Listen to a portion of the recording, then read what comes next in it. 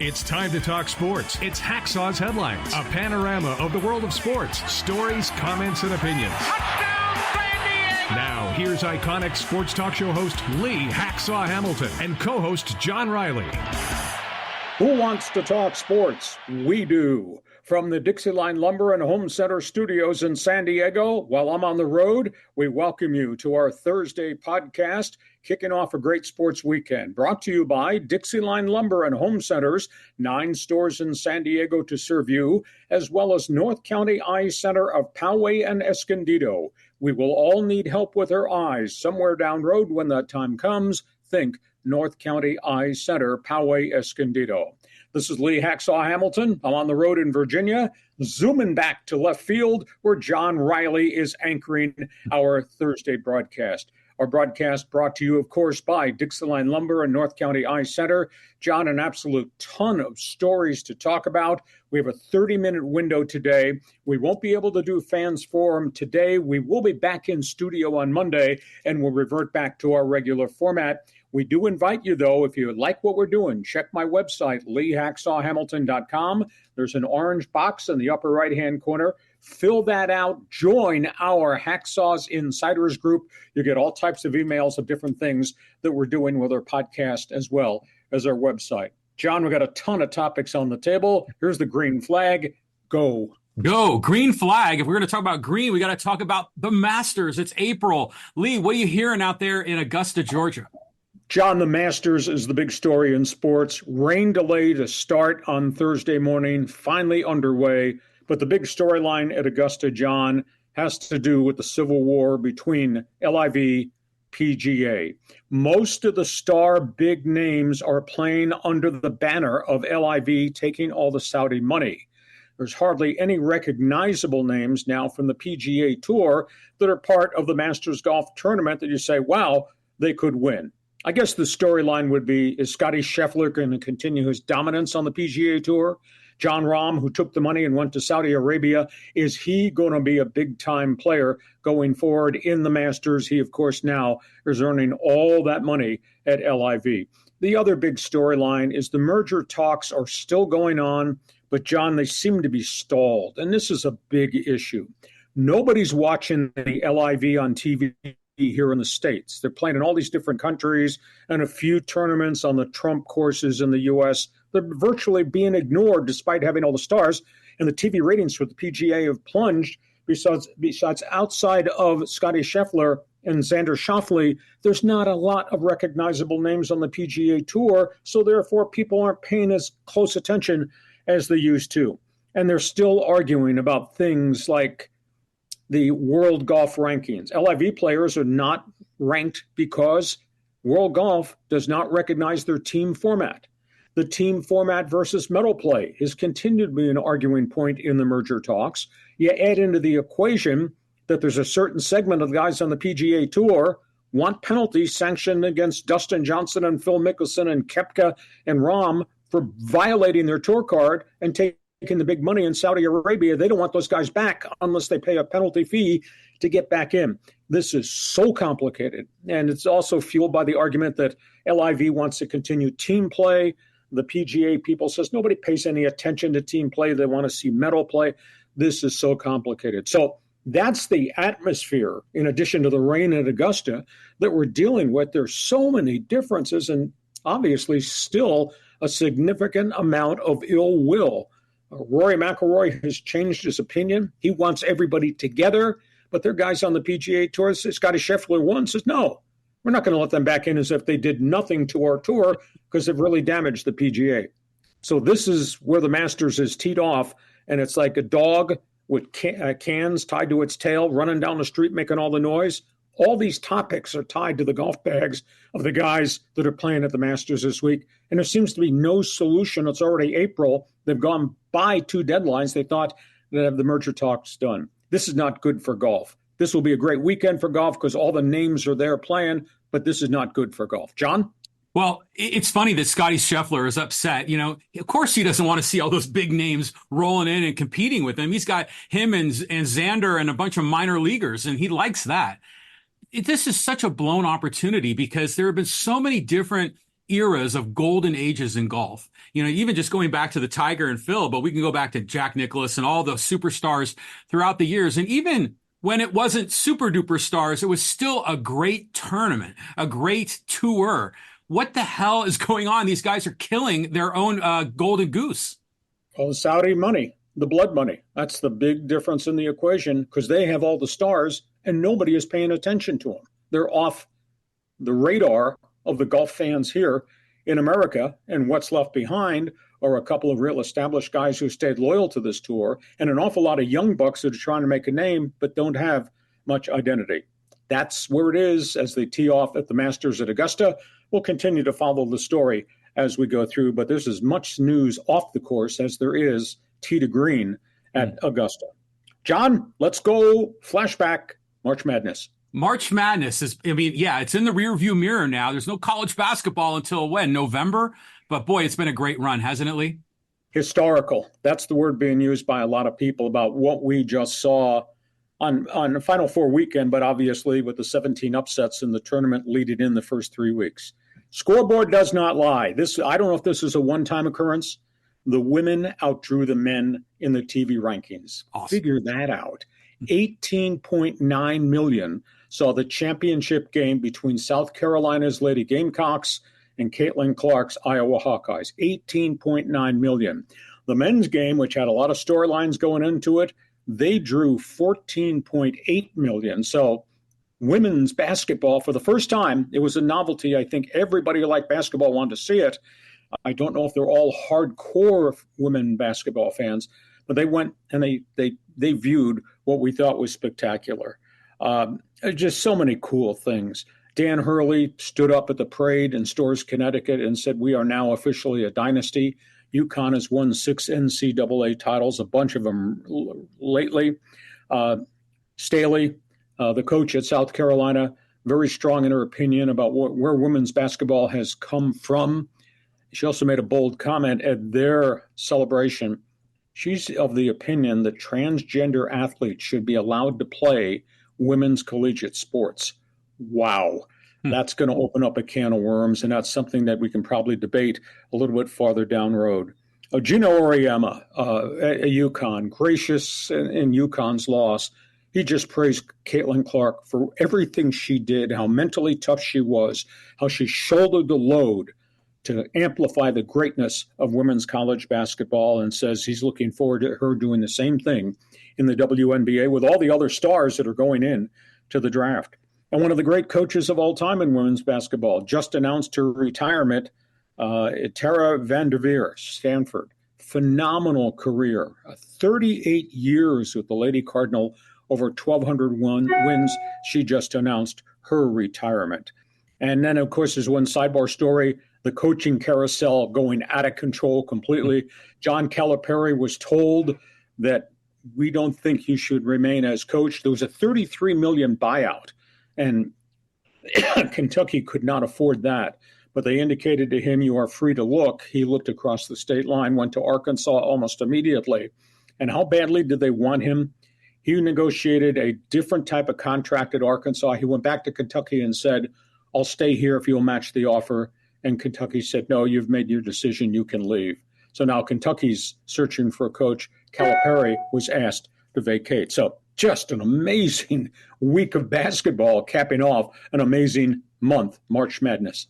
Yeah, I think the viewership is outstanding. I mean, the NFL, though, is still like 3 times the amount of viewers, isn't it? I mean, that's just the elephant in the room. Yeah. But women's basketball, John, went from 4 million viewers to 18.9 viewers, the snap of the fingers. That's so awesome. It's like women's soccer. You see a lot of young girls there with their moms and their aunts, and they've got a sport to rally around. So I think this has legs as far as, it's not a one-time thing with ratings for the women's basketball. The men enjoy it. I mean, Shaquille O'Neal was on King Charles with, Barkley and Gayle King, and saying, "I like the women tournament more than the men's tournament. It was more entertaining." But going back to Coach Gino over there at UConn, did you see that video clip right after Gabby Marshall got, picked by that moving screen that was so controversial at the end? And you could see Coach Gino just like upset. And then right behind him was Gabby Marshall with her arms in the air, celebrating to her fans in the stands. And it was a perfect juxtaposition of the emotion of that game. So this is a spectacular run for the women. I hope they keep going. And let's not stop at basketball. Let's get women's tennis and all the other sports. Let's get them going. I agree with you wholeheartedly. And because they've got great coaches and the exposure has been spectacular. This is all the end result of decades and decades ago of the implication of Title IX. Title IX arrived. We saw it with what women's basketball has become. It was just fabulous going forward. Now, all those stars are going to the WNBA draft in a couple of weeks, and they'll move to the pro level, and maybe that'll have an impact in terms of attendance, lots of places in the WNBA. We get to halftime. Our podcast is brought to you by DIXIELINE Lumber and Home Center Stores, 9 locations to serve you in San Diego. John, you have projects in your house. I've done projects in my house, and DIXIELINE Lumber are the people we went to. Yeah. I mean, one of the great things that they do is decking products, for like a wood deck in your patio. But a lot of it, they have these composite decking, like from companies like TimberTech. And this composite decking actually resists the sun and the wind, and it can last far longer than a lot of wooden decks. You see a lot of really nice homes in San Diego, and it's because of DIXIELINE Lumber and the composite decking that they offer. Projects home, projects patio, projects yard, projects business. Think these people, DIXIELINE Lumber. And our podcast brought to you by North County Eye Center of Poway and Escondido. From vision tests to glasses to contact lenses to more significant things like glaucoma as well as cataracts. When you need help with your eyes, these are the people to deal with. I did. They've been in business since the 1970s, serving people in North County. North County Eye Center, the people you should call. North County Eye Center, Poway, Escondido. We start the second half of our podcast Thursday, Hacksaw, great sports weekend. We won't be able to do Fans Forum today because we're on the road, but we will be back to our regular format on Monday. John, we got late-breaking stories everywhere. Let's start with one that just broke involving the Dodgers. The Dodgers. Ohtani, are we learning more about this situation with the money? Yeah, there's numerous reports that have just filtered out here on the East Coast that Ohtani's personal aide, IP Mizukawa, is going to plead guilty. But evidently, the depths of the investigation have now uncovered a lot more damaging evidence involving what that personal aide did with Ohtani. Ohtani, it has now been confirmed, had absolutely no idea what was happening. And what they're saying is that Mizuhara not only had access to his accounts because he would pay his bills and do all that, he changed coding on the accounts so that the large withdrawals were never recognized by Ohtani nor Ohtani's lawyers. In other words, he rigged the system that he could withdraw $500,000 9 different times with Ohtani getting no knowledge at all. Now there's investigations. Not only did he do that, he may have accessed some of the other Ohtani accounts and removed money. They're now saying the $4.5 million might be the base figure, but they're investigating even more money that may have been taken. And they're also investigating whether or not Mizuhara was betting on sporting events in Japan using Ohtani money, in addition to what he was doing with the Orange County illegal bookmaker. This has unbelievable implications. The IRS is involved. Homeland Security is now involved, and the U.S. Attorney General's office is now involved because this has now become possibly an international crime. And at the end of the day, it looks as if Ohtani was not involved whatsoever and had no knowledge because of the information now that Mizuhara changed access coding so that Ohtani and his lawyers would never, ever get notification of the large amounts of money that were transferred. Story's not complete, but it looks like Ohtani is cleared of any wrongdoing. John? Do you believe that story? I mean, I think it seems like a cover-up to protect the biggest superstar in the sport. Well, it's coming from government officials. I mean, these are, quote, these sources in the midst of this probe. So I would have to believe it. It's just been reported by the New York Times and the Associated Press. So going forward, I don't think it can't be a cover-up. Baseball would never allow a cover-up. because the integrity of the game would really, really be at risk. But the more they've delved, the more they found this guy was involved in a lot of other stuff. He is in significant trouble. Now he seems to be in significant international trouble. Wow. So that's the latest on the Ohtani situation. And back at home, while I've been on the road in the state of Virginia in the Old Dominion, your Padres, some days good, some days bad. Yeah, exactly. And yesterday was a good day. I mean, they won 2 out of 3 against Chicago. Can they keep it going, Lee? Day off today, Friday, Saturday, Sunday, Dodger Stadium. Uh-oh. You answer that question? Here's the issue. They are hot, they are cold. Dylan Cease looked like vintage Dylan Cease in the final win over the Cubs. Dylan Cease, 6 innings, 2 runs, couple of hits, really strong. Big concern about where Darvish is. Bigger concern, Musgrove does not look like vintage Joe Musgrove at all. That's got to be a concern for the Padres right now. Darvish in his last 18 innings has given up 9 earned runs. That's a little bit more than the norm for him. Musgrove, 18 innings, 14 runs allowed, walks, bases on balls, and home runs. Joe does not look like Joe at this point. Manny Machado really slow out of the gate. He maintains there's nothing wrong with the elbow. Now, he did hit really well in spring training, hit over 300. I thought if there was going to be a setback, a flare-up, it'd show in spring training when he was DHing all the time, and it didn't. He hit over 300. He's hitting 204 with the Padres right now. So there's got to be a little bit of concern there, and evidently he's still back a ways from being able to play third base. His throwing has been very limited. They had one flare-up in the spring. They shut him down.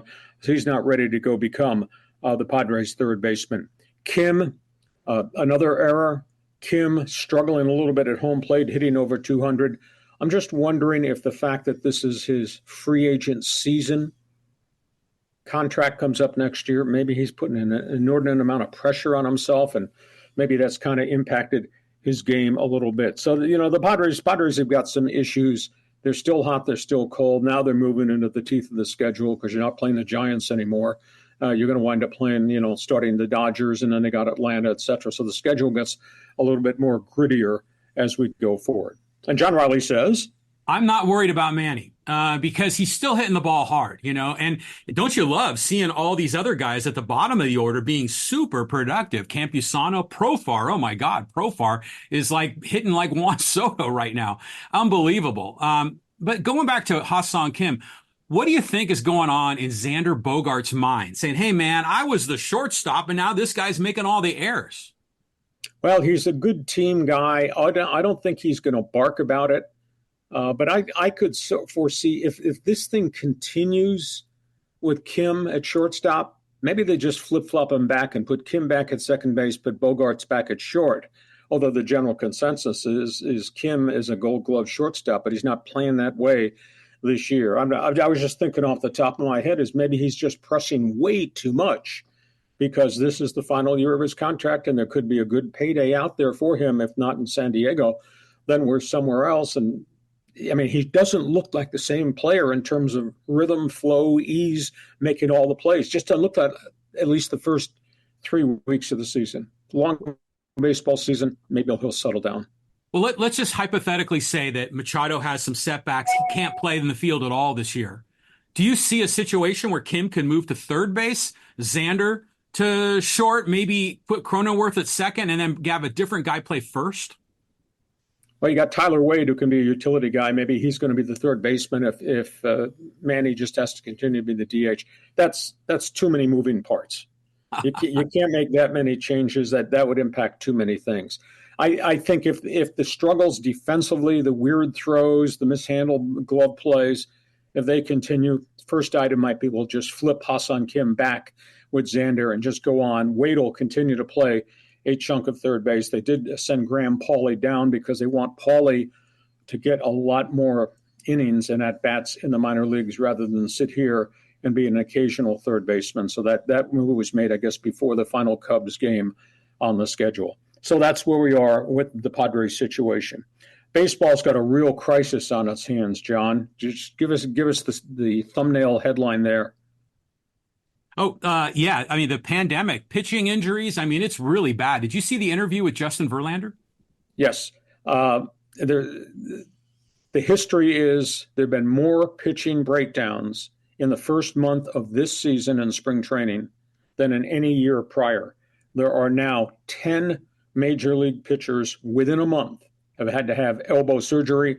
There are 22 total minor league pitchers, major league pitchers who were in camps had to have surgeries.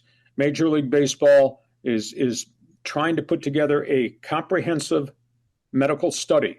They want the Players Association to join them and sign off on it to get the data why this is happening. Justin Verlander has spoken about it. John Smoltz, who does the games on TBS, the great pitcher, he has just spoken about it. The union is saying something that makes no sense at all. The pitchers and the club officials are really concerned. Everybody is seeking velocity. Everybody wants 100-mile-an-hour arms. And because of the velocity and the enormous pressure they're putting on shoulders and ligaments, and because of the adaptation of the sweeper, which is a really hard slider curve, the wear and tear factor on the ligaments in the elbow, these ligaments are exploding. Smoltz and Verlander said this is all based on everybody wants 100-mile-an-hour arms, and every pitcher is trying to get the big payday, so he's going to go to deliveries that are going to cause these kind of damages. It's a huge issue. I did some research here as part of the survey, Major League survey in 2023, just last season, John. 35% of all pitchers on major league rosters, 35% had already had this surgery. Whoa. In 2024, as I just alluded to, we got all these pitchers who are broken down at the major league level, and hot prospects that were in camps were broken down. In a category of fastballs, 15 years ago, the top fastballs in the major leagues averaged 90.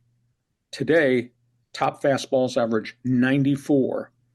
100-mile-an-hour pitchers. In 2015, there were only 31 guys that clocked 100 miles an hour.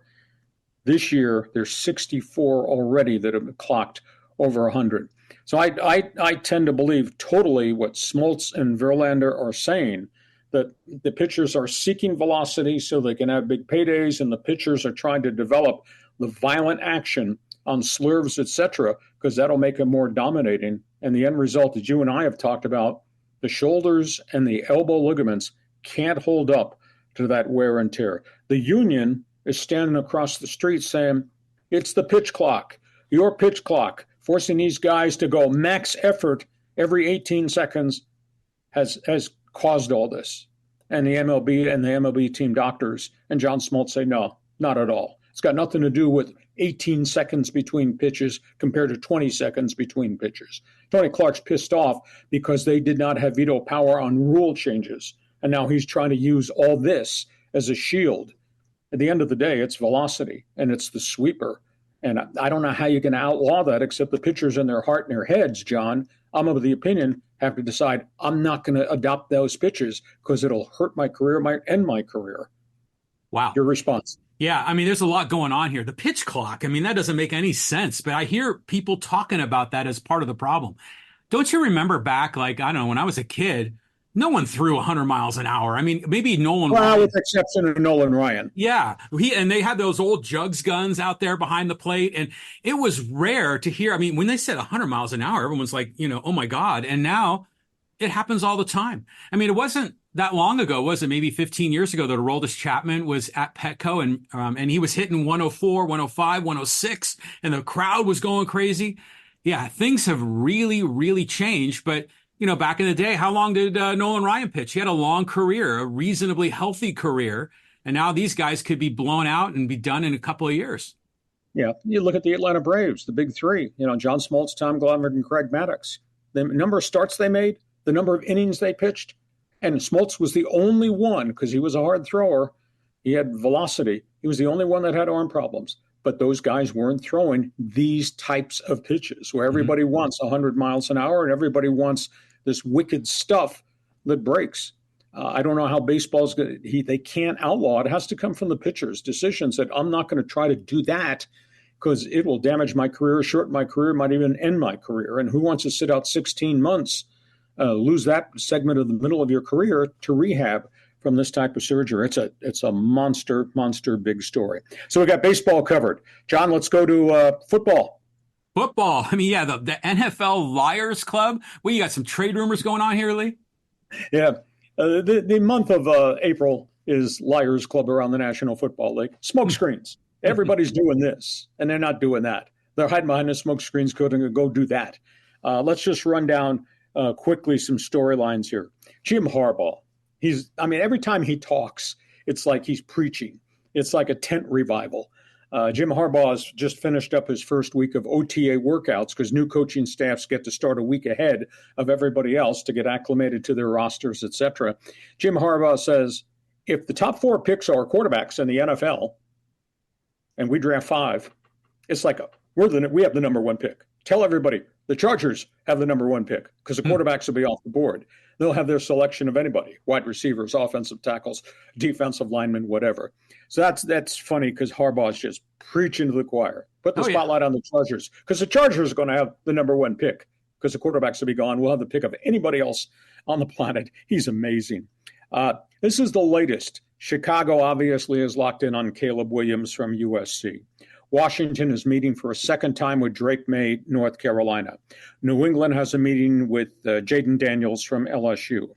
The thing that could flip everything is what's going to happen at Arizona, number 4. The rumor is they're going to trade out. The rumor is Minnesota's got 11-23, and the Vikings would trade 11-23 and maybe something else to get Arizona's 4th pick, and they would take J.J. McCarthy. So you'd have 4 quarterbacks gone right at the top of the board. Then the Chargers sit there, and they might have the, quote, number 1 pick overall, according to His Honor Harbaugh. But would they keep it? Would they take a wide receiver, and there's good ones? Would they take offensive tackles, the best that they need? Or would they trade back? Would other people try to jump in and take a wide receiver, let the Chargers go back a couple slots and still get one of the marquee guys? The New York Giants are at number 6. They could jump up. I don't know how they'd get into the quarterback derby because the Arizona pick might be going to Minnesota. I don't know how much the Giants have got capital-wise they could give to Arizona, except that Arizona would only go from 4 to 6 if they traded with the Giants, let the Giants get a quarterback, rather than trading down to 11-23 to get the Minnesota pick. So the Giants are in play. And the other storyline has to do with Michael Penix. He's hot. He's had good workouts.